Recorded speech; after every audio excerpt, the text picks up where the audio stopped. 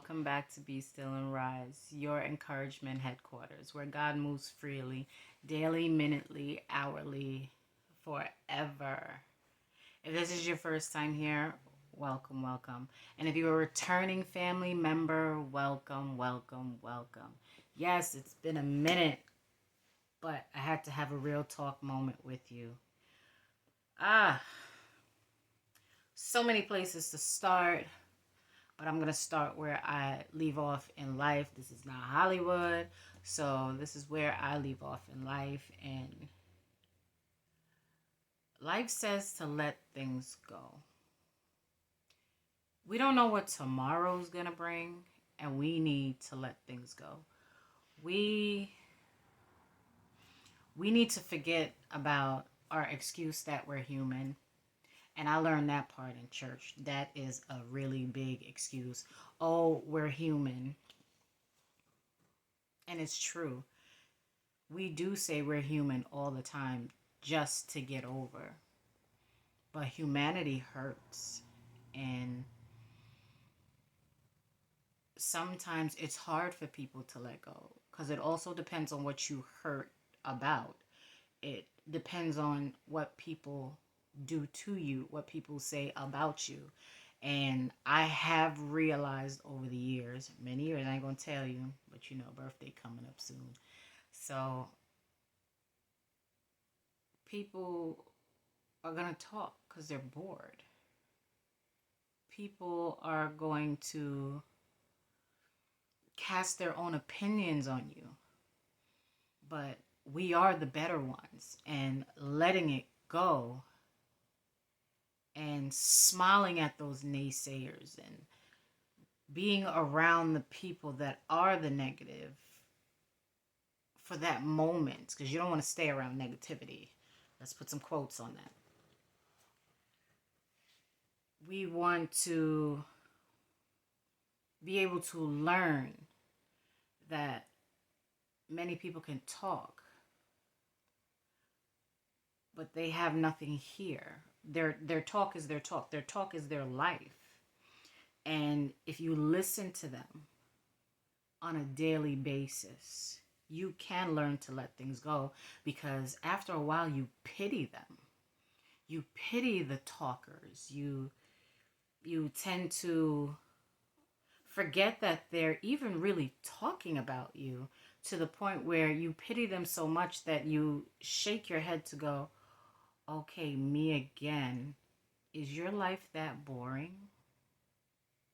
Has God not given you anything to be grateful and thankful about, that instead of using me or anyone else as a conversation piece, you know, does it not give you anything to hold on your mantle? That's sad. And that's why I mean, when we learn to let things go and we look at it on the other perspective, we pity these people because they don't realize that they're blessed. They don't realize that they have so much to look forward to. They have so much more to be thankful for and to put their focus on. And it's sad. It's really sad, you know.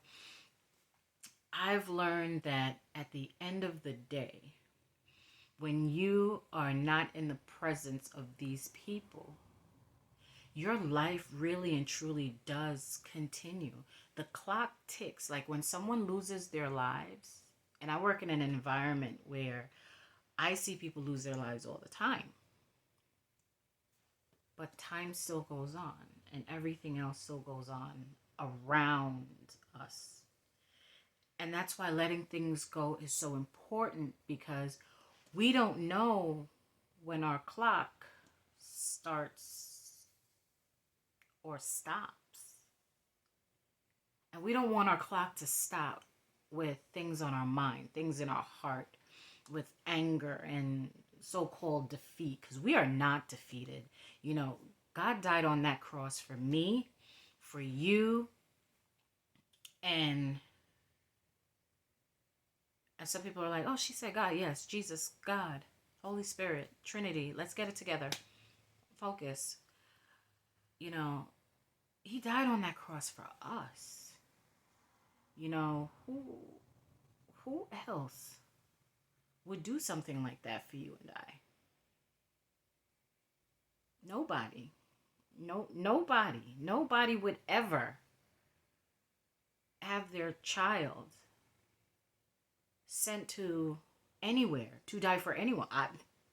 Listen, thank the Lord for Jesus, because this would be one dying nation if you asked me to give up my baby girls. I'm so sorry. But you know, we we have to learn that the bigger picture here is what we are going to gain from God. We are going to gain so much more when we go to him knowing that we have faith in everything that he says, in his promises, in you know, he if we just hold on to that little faith that we have and know that no matter what's going on around us in the world, we can get through a lot. And letting go of a lot of things is one of your main important steps. I, being the age that I am now, mind your business. For those that do know, shut up. I've learned over the years that it took me a while to let go. I've been hurt by the closest of close. You would not believe the people that hurt me. But then I learned forgiveness. And I learned unconditional love. And when I threw all those aspects together, yeah, I threw all my eggs in one basket.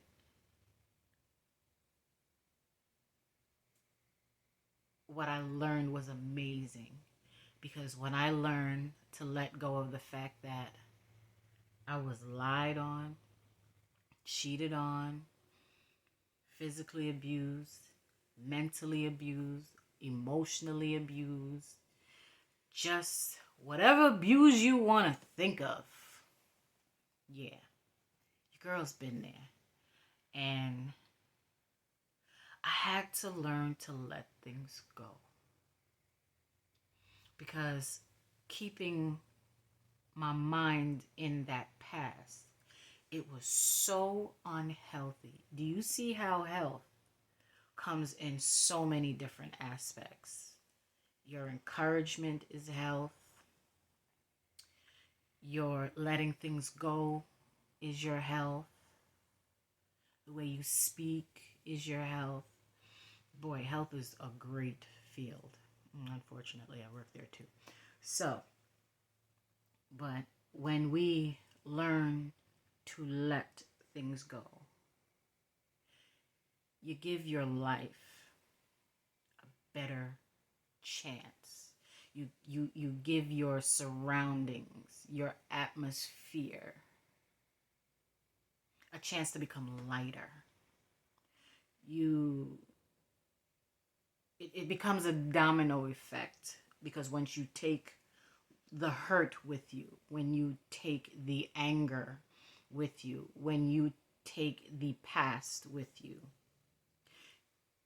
the light of your future dies. Yeah, it's drastic. So learning to let go is a very important thing. And learning to let go also starts mainly with forgiveness of that person and forgiveness of self.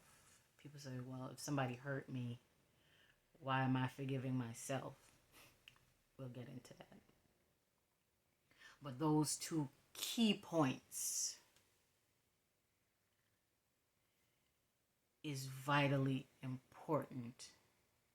Forgiveness is your key to letting things go. It says in Isaiah 43. It says it, yeah, in the Bible. Remember, it's 43:18, in case you want to read along.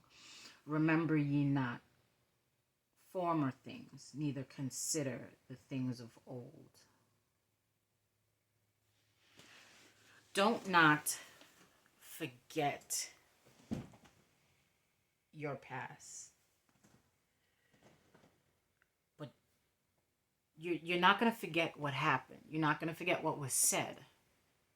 But you're also not going to dwell on it. Because when you dwell on it, you live in it. You don't want to live in hurt. You don't want to live in pain. You don't want to live in that remembrance of. He makes it better. When you move forward, that means moving forward, you had to let certain things go. You had to have let go the fact of whatever the hurt was, the subject, whatever it was that hurt you, in order to move forward. Let's use marriage. Let's use relationship. He hurt me. She hurt me in the past. And I was so hurt, I couldn't get into another relationship. But in your heart, you want to get married. You want to settle down. You want that significant forever person. But in order to get there, you've got to let that go. Anybody could say, oh, I've moved on from that. Yeah, you moved on from it. But if you live and you dwell in it, you have not moved on from it. I'm sorry to say, but you're only fooling yourself to think, just because you can say, well, I don't see Bob or Teresa anymore, and that's it, and I can move on. No, because what you do now is bring forth that past into your future, and you stop your future, and there's no progression. And we need progression. We need to be able to move. We've got to let things go. Oh, she said I was lazy. She said that I wasn't honest. She said, he said that I was this. He said that I would. Let it go. Let it go. I would say, in my experience, 80% of the people that we have up here do not have us here. We are keeping them here, but yet they're living their lives and they're moving on. You've got to learn to let things go. Where are you if you don't let it go? I want you to take a moment and think about letting certain things go. You've got to stop the process of what you're doing to yourself when you don't let things go, when you don't let people go. Let it go. Let go and let God. Because he can do, he will do. You would be surprised if you let it go and say, Lord, you've forgiven me because I have hurt others, because I have said some things that people don't know that you've said, but you've said it. And you know, God knows that you said, and he forgave you. Now what's stopping you from forgiving that other person? We've got to let things go in order for our candle to burn bright. We'll catch up again. And if you don't know, like I always say, as long as you're here, you're blessed. As long as you're reading your word, you're blessed. As long as you took another breath the next day, you're blessed. If you don't know that you're blessed, I'm telling you, you're blessed. And I'm so happy to be able to tell you that you're blessed. I love you. I love you with the love of the Lord. You stay focused. You stay blessed. Learn to let things go. Leave things alone. We're going to talk again about letting it go. This time we might just stop the press. Because if you don't learn how to let it go, your candle goes soup. I love you. Talk to you soon.